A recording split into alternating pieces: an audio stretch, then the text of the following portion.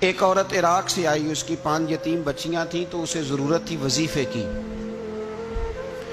اس نے آ کے پوچھا حضرت عمر بن عبدالعزیز کا گھر کہاں؟ تو لوگوں نے فرمایا وہ سامنے جو ٹاٹ اور بوریے کا پردہ لٹک رہا ہے وہ عمر بن عبدالعزیز کا گھر ہے۔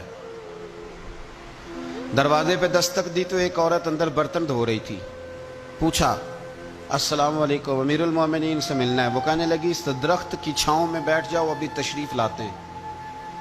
تھوڑی دیر گزری تو حضرت عمر بن عبدالعزیز آئے تو کنویں سے پانی نکال کے نا، سین میں کنواں تھا تو جو جگہ میں مٹی اڑ رہی تھی نا، گرد اڑ رہی تھی، ہوتا ہے نا عصر کے بعد لوگ پانی پھینکتے ہیں، وہاں پانی پھینکنے لگے، چھڑکاؤ کرنے لگے۔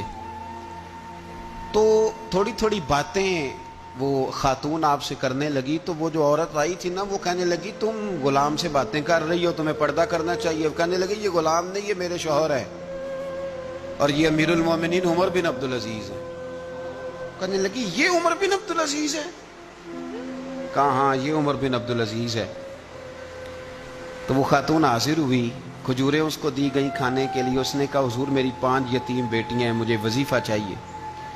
جناب عمر بن عبدالعزیز نے ایک بیٹی کا نام پوچھا، ولدیت پوچھی، وظیفہ لکھا۔ عورت کہنے لگی اللہ تیرا شکر ہے میری بچی کا وظیفہ لگ گیا۔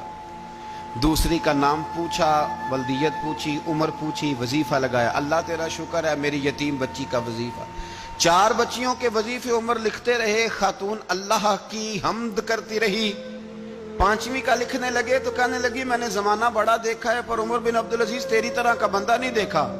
آپ فرمانے لگے اب میں 5ویں کا وظیفہ نہیں لکھتا، 4 کا وظیفہ جا کے گورنر سے منظور کرا لے اور 4 کو کہنا تھوڑا تھوڑا 5ویں کو بھی دے دے۔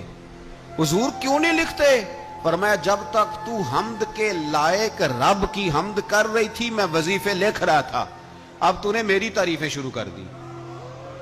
اپنی تعریف پر کیسے وظیفہ لکھوں؟ وہ تو حمد کے لائق ہے، اس کی حمد ہونی چاہیے، لیکن میں اپنی تعریف پر، اپنی خوشامد پر میں نہیں لکھتا۔ جا اللہ تعالیٰ تیری لیے بہتری کرے۔ وہ خاتون کہتی ہے میں وہاں سے آئی، مجھے مہینوں لگ گئے، سفر لمبا تھا، عراق پہنچی تو عراق کے گورنر کو جب میں نے وہ روکا دیا تو ان کی چیخیں نکل گئی، تڑپ کے روئے۔